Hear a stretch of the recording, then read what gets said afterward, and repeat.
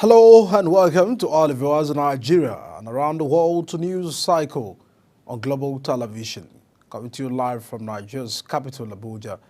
I am Edikan Michael. A quick reminder that Global Television is on DSTV channel 365 and free to air on Nicomsat. We'll begin at the hour that President Bola Tinubu has resumed duty at the Aso Rock Presidential Villa in Abuja. Pictures released from the State House show the president at his desk receiving a briefing from the chairman of Federal Inland Revenue Service, Mr. Zach Adeniji. Tinubu arrived in Abuja Saturday after a two-week vacation in the United Kingdom and France. Now the Defense Headquarters of Nigeria has launched Operation Fansanyama in the northwest region of the country to address the escalating banditry in the area. The Theatre Commander Joint Task Force Northwest Operation Fansa Major General said that these when he paid a courtesy visit to the Zamfara State Governor Dauda Lawal at the Government House Gusau. Queen Ageba has the details. The Theatre Commander Joint Task Force Northwest Operation Fasanyama Major General Oluyinka Shoyele says more troops will be deployed to offensive bandit enclaves. He says the move is aimed at restoring peace and security to the region, which has been plagued by violent attacks and kidnappings for several years. We are much more than ready and to take the battle to them.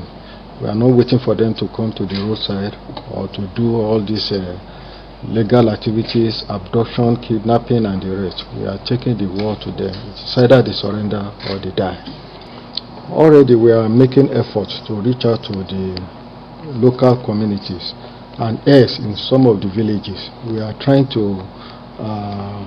let them know that it is only by giving us adequate vision, by supporting us, that we'll be able to overcome this menace of. The Zamfara State Governor Dauda Lawal pledged to give all the necessary support for troops to succeed in their operations. He says security is the responsibility of all, hence the need for all to support troops. Remember when the Chief of Defense Staff some few weeks ago was here and he made mention of the fact that there's going to be a new theater commander that will be responsible for this region to take care of some of the security challenges we're facing, especially in Zamfara. And I'm happy to say that he has resumed and he's here and we discuss issues. Of course, it's not something that we're going to tell the press because it's a security matter. The establishment of Operation Fasanyama in northwest Nigeria has sparked optimism among many that banditry in the region will soon be eradicated. For Global Television, Queen Agaba reporting. A bill seeking to prohibit gas flaring in Nigeria, ensure compliance with international standards and promote environmental sustainability will be listed for a second reading on the floor of the House of Representatives next week. The bill, sponsored by Baba Jimmy Benson, seeks to encourage the utilization of natural gas resources to promote economic growth and reduce carbon emissions. Recall that the federal government had in 2022 launched the Nigerian Gas Flare Commercialization Program, an ambitious step aimed at achieving zero routine flaring within a decade. The government also ratified the Paris Climate Change Agreement and is now a signatory to the Global Gas Flaring Reduction Partnership Principle for Global Flare by 2030. In our two-party politics, the national chairman of All Progressive Congress, Abdullahi Ganduje, has thrown his weight behind Ondo State Governor and the governorship candidate of the party in a state November 16 gubernatorial poll. At APC Southwest Governors Forum meeting in Akure, the chairman urged all political leaders of the state to work in unity. Our correspondent, Kikal Makare, reports from Akure.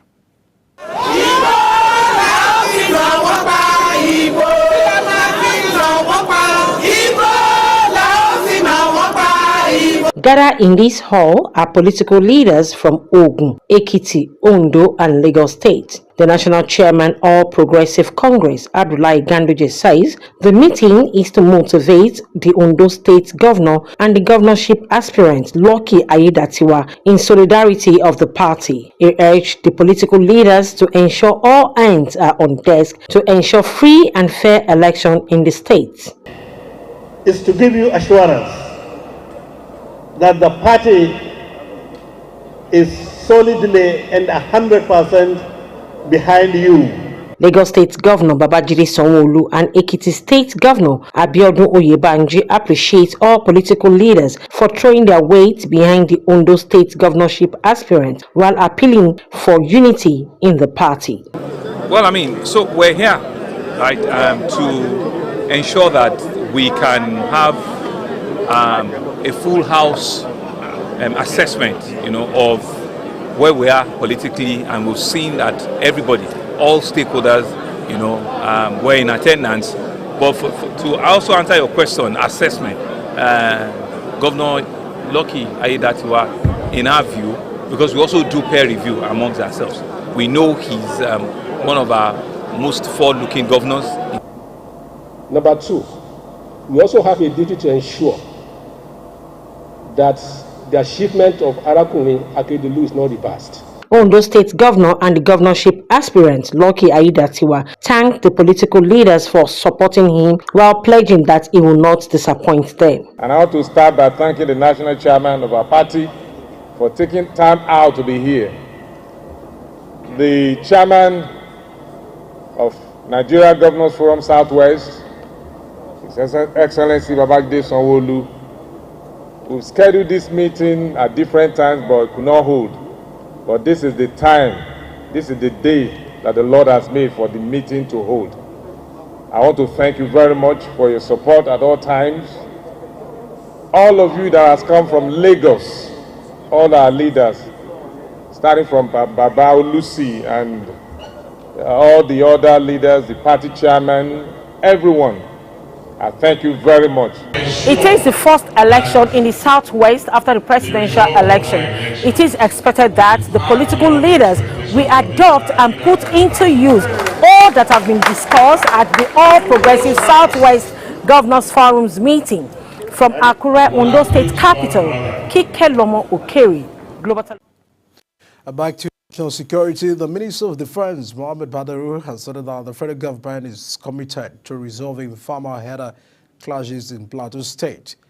Badaru spoke in Jos, the state capital, during a meeting with opinion leaders, traditional rulers and security agencies in Basolegi government area of the state, expressed concern over ongoing violence despite efforts to address the issue. Emphasized that patronizing the communities along the ethnic or religious lines will be disastrous, vowing that government will not entertain such demands. He further stressed the importance of living together harmoniously. Now, the Defense Headquarters has dispelled reports that it appointed senior officer as the acting chief of Army Staff. The Chief of Army Staff, Lieutenant General Labaja, who has been on leave and out of the country since September, fueled speculations about his health. Are refuting the report in a statement. The Director of Defense Information, Brigadier General Tuka Iguso, said there is no provision for an acting chief of army staff in the Armed Forces of Nigeria. The Standard Organization of Nigeria has alerted members of the public to desist from patronizing uncertified compressed natural gas centers in order to safeguard their lives and properties. The agency's Director General Dr. Fayo Okeke, in a statement signed by Folosu Biology, the Director of Public Relations, said the public warning became inevitable following the recent explosion at the NIPSCO's CNG refueling station in Benin City, Edo State.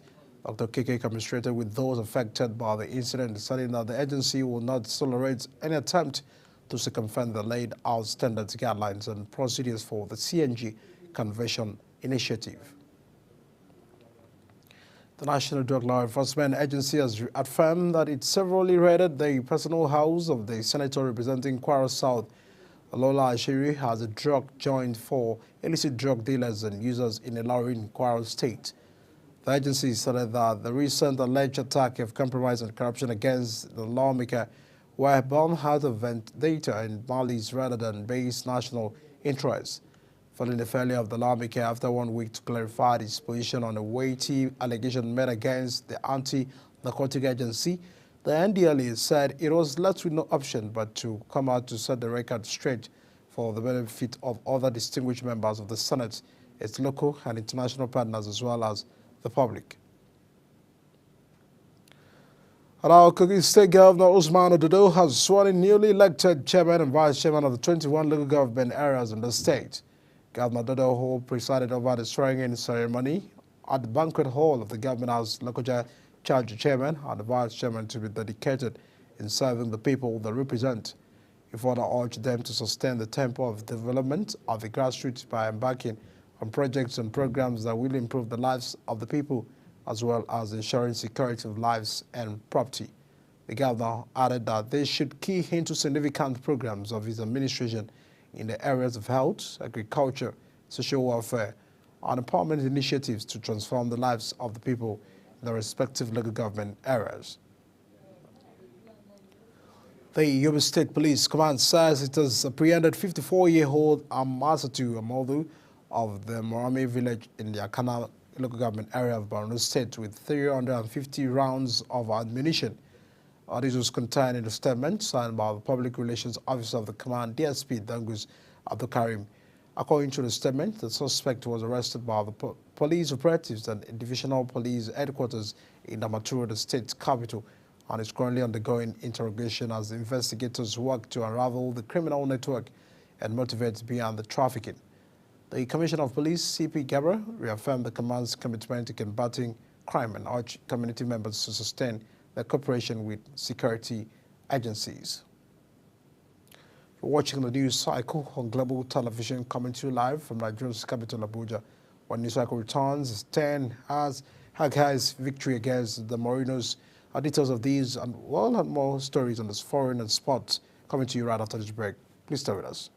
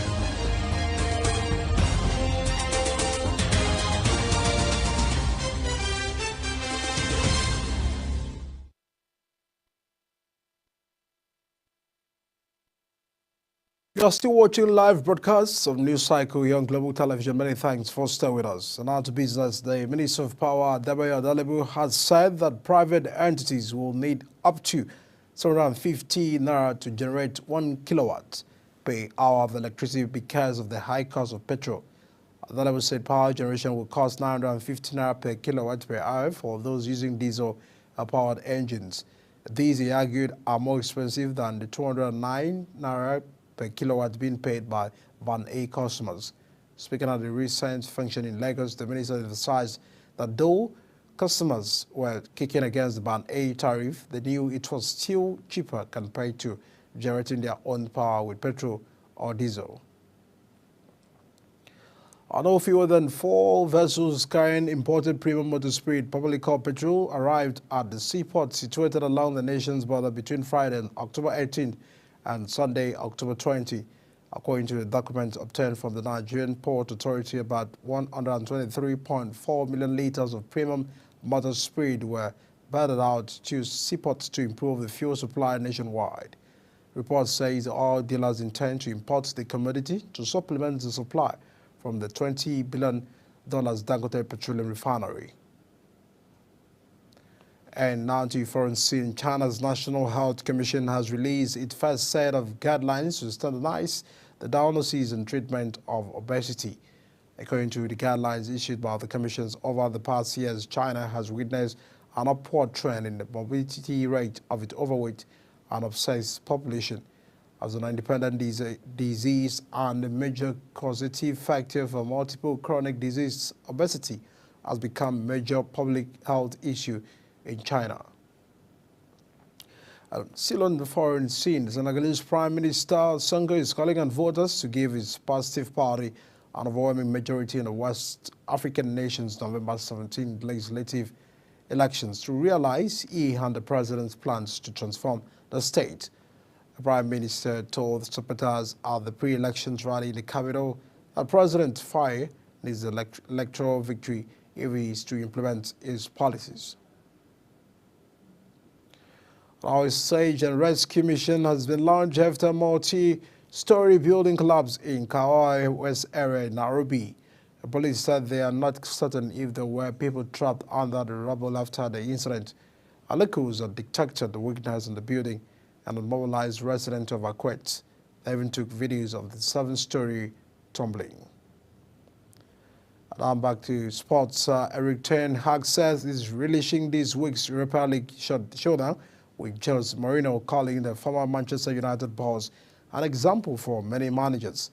United head to Istanbul this week to take on Fenerbahce, which means a reunion with Mourinho, who joined the Turkish club in June following his sacking by Roma. The Portuguese is one of the most decorated managers in history, while he has proven divisive figures at the United during his tenure from 2016 to 2018. He won the League Cup and the Europa League. Now, Bayern Leverkusen star Victor Boniface has survived a crash in Germany. On the incident which involved a lorry saw the Nigerian international forward rushed to a hospital. As the 3-year-old had scored a Leverkusen's 2-1 victory over the Frankfurt on Saturday, but ended up in a collision with damages worth up to £167,000. Boniface posted a video on the damaged car on his Instagram stories showing one of his hands dripping blood after the crash. In the video, the black car sustained significant damage to its right side, with the body severely affected. Galatasaray were amazed by Victor Osimhen's bicycle kick goal in Saturday's 3-0 win at the Antalyaspor, with the Turkish champions describing the efforts as more than a photograph but a work of art. The Nigerian striker delivered a spectacular effort that will stay unforgettable in the annals of global football to round off the scoring for the visitors 2 minutes into the harder time in the Super League game Week 9 encounter at the Corinthians Airlines Park in Antalya. As a package and news cycle coming to you live from Nigeria's capital, Abuja. A quick reminder that we are on DSTV channel 365, start times 276, and free to air Nicomsat. Kindly follow us on all social media platforms using @GlobalTV NG and all the handles now shown on the screen. I am Edika Michael. See you again.